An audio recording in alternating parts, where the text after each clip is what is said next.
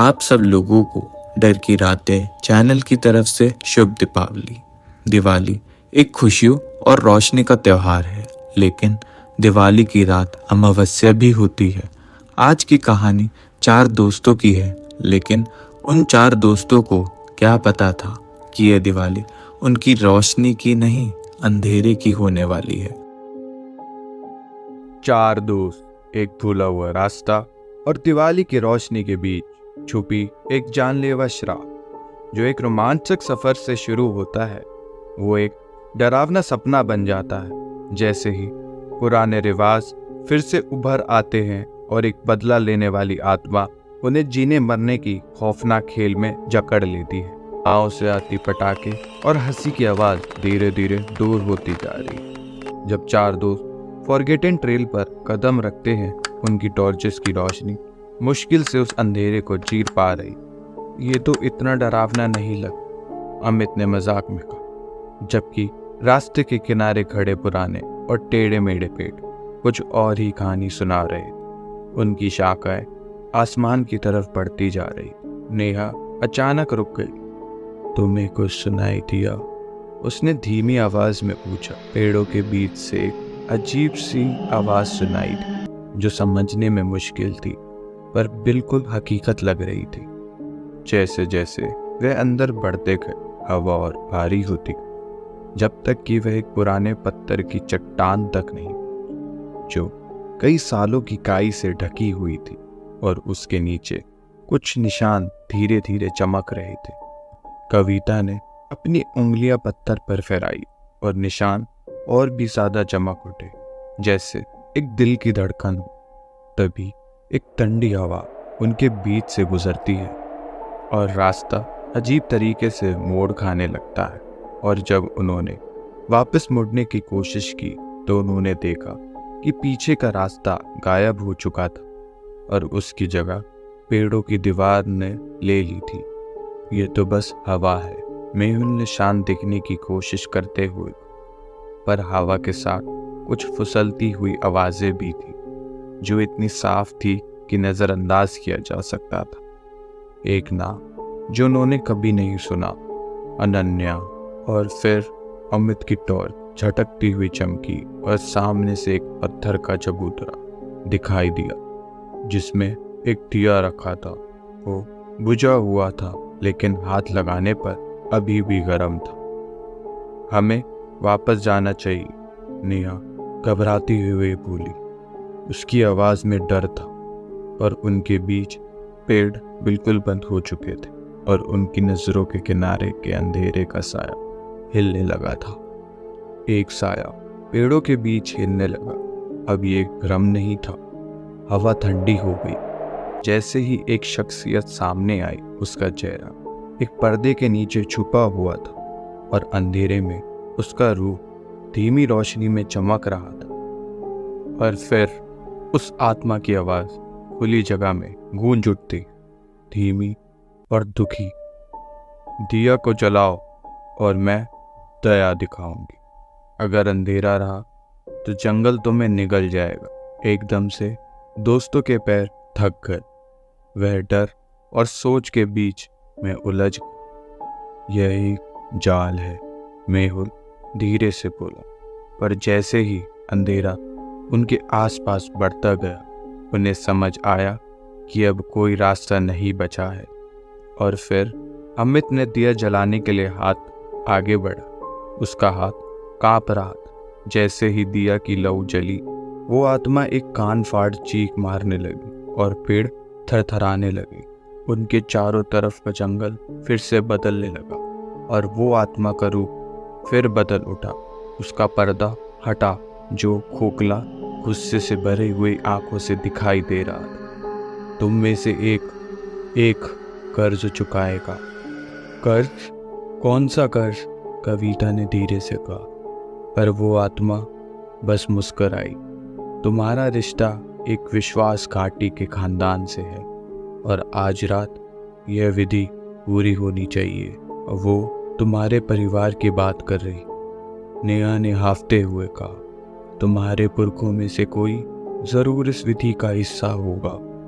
उनके नीचे की जमीन फट उठी और जमीन से बेलें निकली और उनके पैरों को जकड़ लिया। यह विधि तुम में से एक के खत्म होने के साथ पूरी हो जाएगी, आत्मा ने कहा। उसकी आवाज मौत का फरमान लग रही थी। मेहुल ने दिया उठाया, बचपन के एक जाप को याद करते हो, और फिर दिया की लौ कांप उठी और बेलें ढीली पड़ गई। लेकिन आत्मा गुस्से में चीख उठी, तुम इस श्राप से बच नहीं सकते। आत्मा चीखी, लेकिन दिए की रोशनी एकदम भड़क उसे आग में लपेटने लगी। जंगल कांप उठा और आत्मा राख में तब्दील होने लगी। जंगल आखिर शांत हो गया और रास्ता वापस नजर आने लगा। जब वो लड़खड़ाते हुए गांव वापस जाने लगे, पुरानी चेतावनी उनके दिमाग में गूंज उठी। कर्ज सिर्फ टलता है, मिटता कभी नहीं। वो जंगल से तब निकले जब सुबह की पहली किरणें आसमान को चीर रही थी। गांव अब भी दिवाली की बची रोशनी से रोशन था, लेकिन दोस्तों के लिए रात अभी भी खत्म नहीं हुई। जब वो गांव वापस आए, एक बुढ़ा पुजारी उनका इंतजार कर रहा था। गांव के दरवाजे पर उसकी आंखें चौड़ उठी जब उसने कविता के हाथ पर हल्की निशानियां देखी। तुम मुझसे मिले थे ना, पुजारी ने कहा। पुजारी ने निशानियों का जायजा लिया जब धीरे धीरे गायब हो रही थी। तुमने अनन्या की आत्मा को जगाया था। तुम लकी हो कि तुम जिंदा हो, लेकिन तुम शायद अब तक पूरी तरह आजाद नहीं। वो इंसाफ चाहती है, एक विश्वासघात के लिए जो आज से 100 साल पहले इसी रात को हुआ था। पुजारी ने समझाया, उसकी आवाज कांप रही। विधि कभी पूरे नहीं हुई थी, अभी भी नहीं हुई। पुजारी ने उन्हें चेतावनी दी कि निशान याद बनकर रहेगा और श्राप बस सो गया है, टूट नहीं गया। तुम्हें अभी उसकी प्यास टाल दी है, सिर्फ अभी के लिए। जैसे ही दोस्त गांव के चौराहा छोड़कर चले गए, एक हल्की सी परछाई उनके पीछे चली। एक कान के लिए मुश्किल से सुनाई देने वाली आवाज ने कहा, अनन्या, ये याद दिलाने के लिए था कि श्राप अभी भी बाकी है।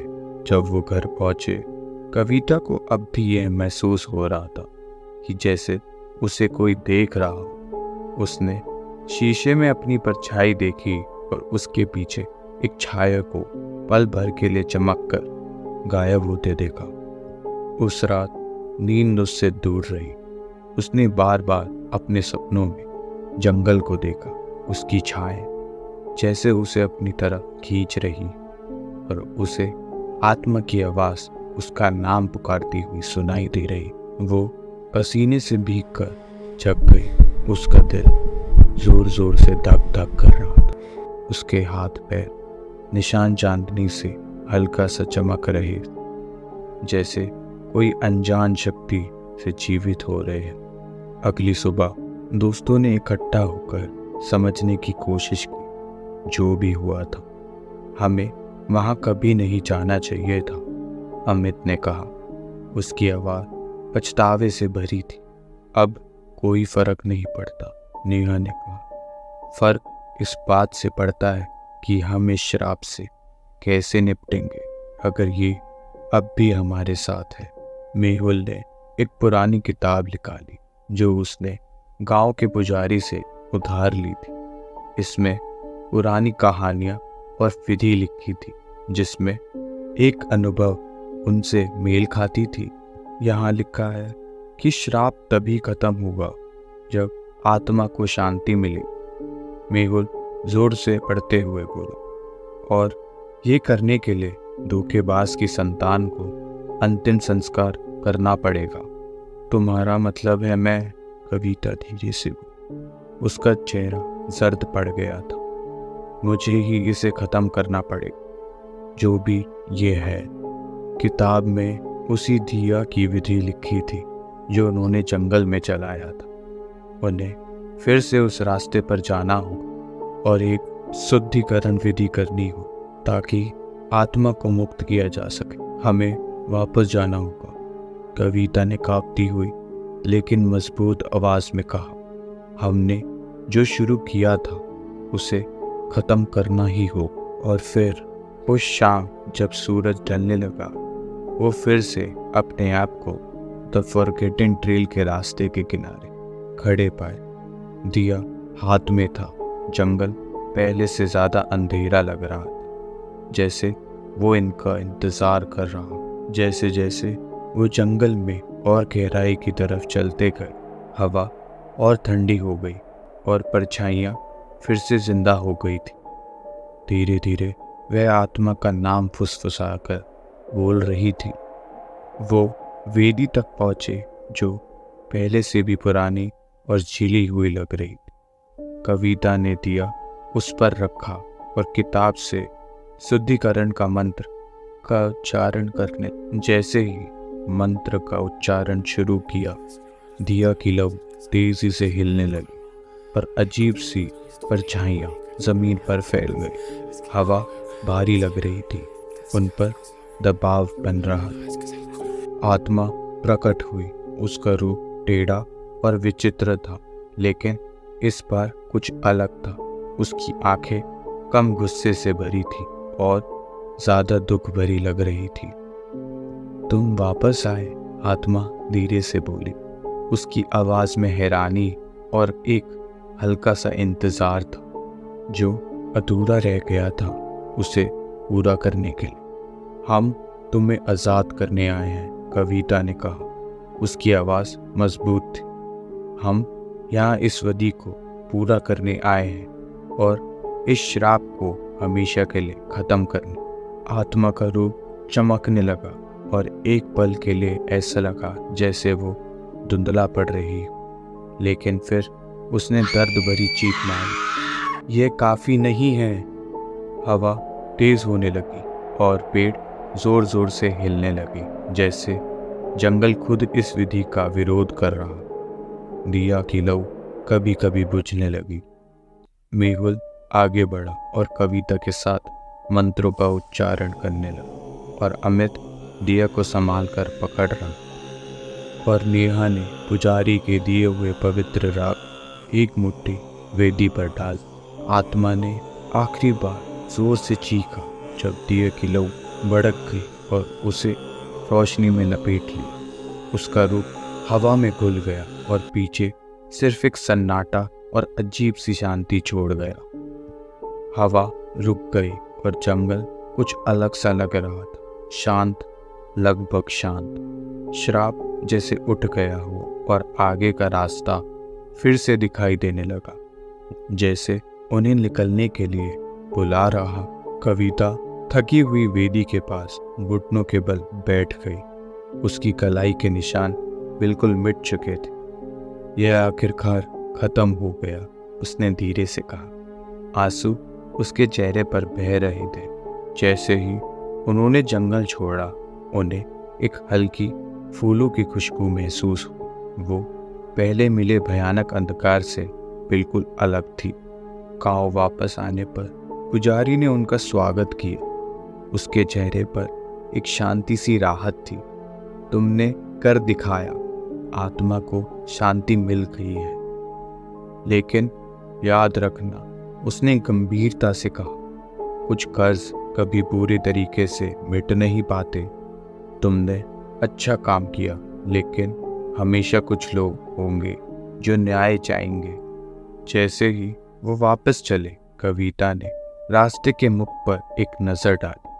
अब वहाँ अंधेरा या डरावना कुछ नहीं था, लेकिन फिर भी उसकी रीढ़ की हड्डी में एक हल्की सी ठंडक दौड़ उठी। और उस रात गांव ने फिर से दिवाली मनाई और कई दिनों के बाद दोस्तों ने वास्तव में शांति महसूस की और वो उत्सव में शामिल हो गए।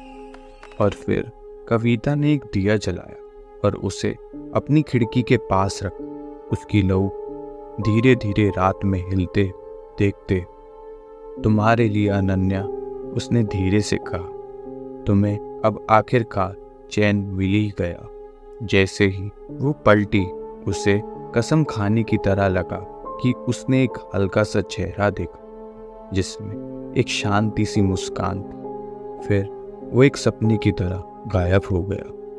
अगले दिन की सुबह जिंदगी वापस नॉर्मल धार पे आ गई थी। दोस्तों ने अपने दिन की शुरुआत एक नए जज्बे के साथ, हर पल महसूस करते हुए, जानते हुए कि उन्होंने क्या झेला है। जैसे जैसे साल बीते, अनन्या की कहानी एक दास्तां बन गई, एक कहानी जो दिवाली के आसपास सुनाई जाती थी, दूसरों को रास्ते से भटकने के खिलाफ चेतावनी देती थी। और जबकि जंगल अब भी वहीं था, उसका रास्ता अब झाड़ियों से ढक गया और मुश्किल से ही वहां कोई जाता था। वेदी को धीरे धीरे प्रकृति अपनी गोद में वापस ले रही थी, लेकिन कुछ रातों में अगर कोई ध्यान से सुनता तो उसे पेड़ों के बीच से एक हल्की सी फुसफुसाहट सुनाई देती। एक आवाज धीरे से पुकारती, Ananya. Thanks for watching guys. अगर आपको हमारी कहानी पसंद आई और आप ऐसी ही और भी हॉरर, खतरनाक और थ्रिलर से भरपूर कहानियाँ देखना चाहते हैं तो हमारे YouTube चैनल को अभी सब्सक्राइब करें, बेल आइकन को ऑन करें। हम ऐसी ही और कहानियाँ आपके लिए लाते रहेंगे।